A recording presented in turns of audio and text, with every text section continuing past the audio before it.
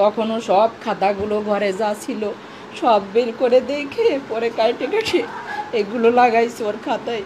আমার আপু মনে হয় আর আমার কাছে ফিরে আসবে না, ও কিছুই খাচ্ছে না। ও যখনই ওকে আমি লেখতে বসাতাম, ও তো ও টেবিলে বসতো না, ওই টেবিলটা এখানে বিছাতাম, ওই সাইডে বসতো আর সিনথিয়া এই পাশে বসতো, বড় মেয়ে। তো যখনই ওকে আমি লেখতে দিতাম, ও অঙ্ক ধরে নেমে মাঝখানে করতেছে, সাইডে এইভাবে এরম পুতুল আঁকে। সেটা অঙ্ক ওকে এই যে দেখতেই পারতেছেন, এই যে বাংলা খাতায় লেখা এই পুতুলটা, এটা ইংলিশ খাতায়, এই পুতুলটা লেখা ইংলিশ খাতায়, এটা অঙ্ক খাতায় করা। এই যে ওর হাতের নিজের হাতের যে ছাপটা, এটা ও অঙ্ক খাতায় করছে। আর এই যে ওর ক্লাসের যে ছবি, সেই একটা ছবি লাগায় রাখছে।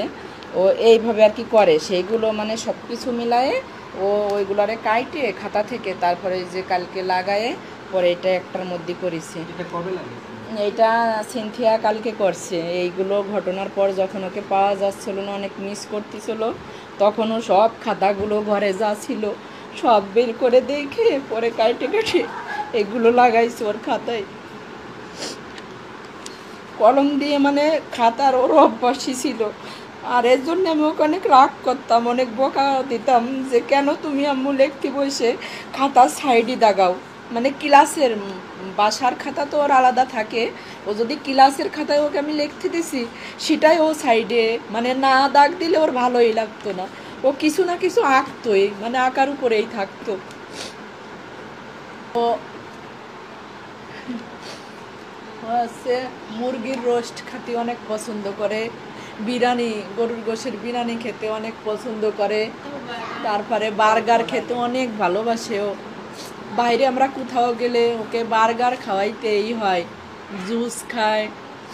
ও ফল খেতে, ঘরে যদি যখন থাকে ও ফল, বিভিন্ন ধরনের ফল, লুডুস এসব খেতে অনেক পছন্দ করে। ও একাই ফ্রিজ থেকে ফল বের করে একা একা নিজে নিজে কেটে কেটে তারপর ওই ফলগুলোকেও একদম সুন্দর করে প্লেটে করে সাজায় এই পড়ার টেবিলে নিয়ে আসে, আইনে ওর আপুকে বলে আপু খাও, ওর ভাইয়াকেও দেয়, ভাইয়াকে খায়। ঘরে মানে ওর ভাইয়াই ওর দুনিয়া। পড়ালেখা ঘরে আসলেও যখন স্কুল থেকে বাসায় আসে, ওর পুরো দুনিয়া ওর ভাইয়া।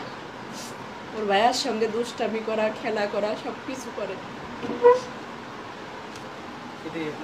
হ্যাঁ, ওর সঙ্গেই ও খেলা করে। আজকে 3 দিন হয়েছে ও কিছু খাচ্ছে না, মানে রাইসামণি হারাই যাওয়ার পরের থেকেই ওর একদম খাওয়া দাওয়া বন্ধ হয়ে গেছে। ও বুঝে গেছে তখনই যে আমার আপু মনে হয় আর আমার কাছে ফিরে আসবে না, ও কিছুই খাচ্ছে না, শুধু সারা ঘর ভরে রাইসামণি কোথায় ওকে খুঁজতেছে।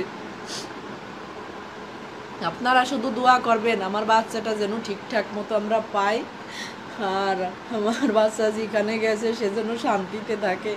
আমার আর কিছু চাই না, কারোর প্রতি কোনো অভিযোগ নাই। আল্লাহর মাল আল্লাহ নিয়ে গেছে, হয়তো ওর মৃত্যু এইভাবেই লেখা ছিল।